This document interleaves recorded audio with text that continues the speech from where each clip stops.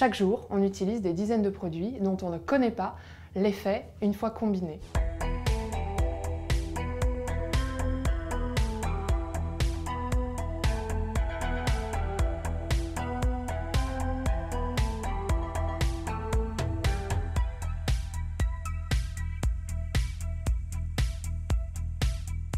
On n'imagine pas qu'en appliquant un cosmétique, on puisse dérégler son système hormonal, c'est-à-dire potentiellement affaiblir sa fertilité, changer ses humeurs, déclencher des cancers peut-être. C'est pas l'objectif d'un cosmétique. Or, il y a des ingrédients dans les formules cosmétiques qui sont suspectés d'avoir ce rôle-là.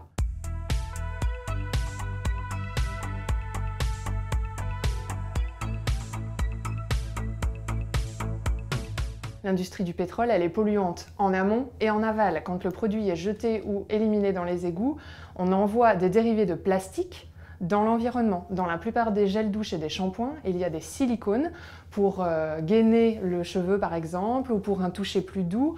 Et ces silicones, une fois qu'on les rince, ils partent dans les égouts et ce sont des plastiques qui se retrouvent dans la chaîne alimentaire et qui nous reviennent après.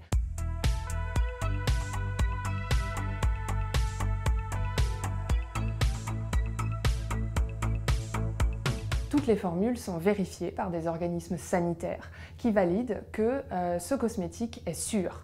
Donc légalement, un cosmétique tel qu'on le trouve en grande surface est tout à fait sûr du point de vue de la réglementation.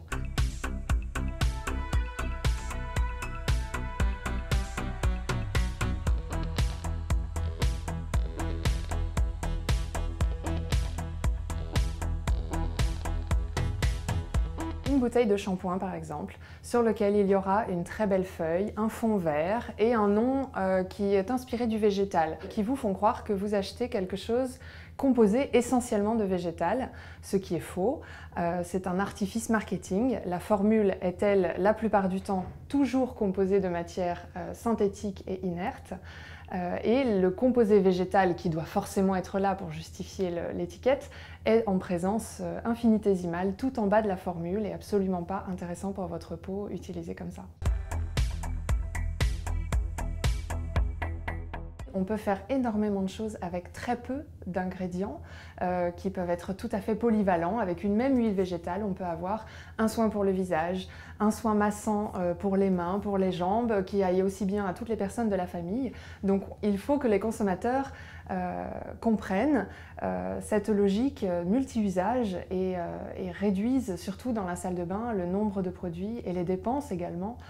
Parce qu'on n'a pas du tout besoin de tout ça et il peut y avoir beaucoup de plaisir avec des produits très intéressants sans pour autant avoir forcément des dérivés de pétrole et des ingrédients polémiques.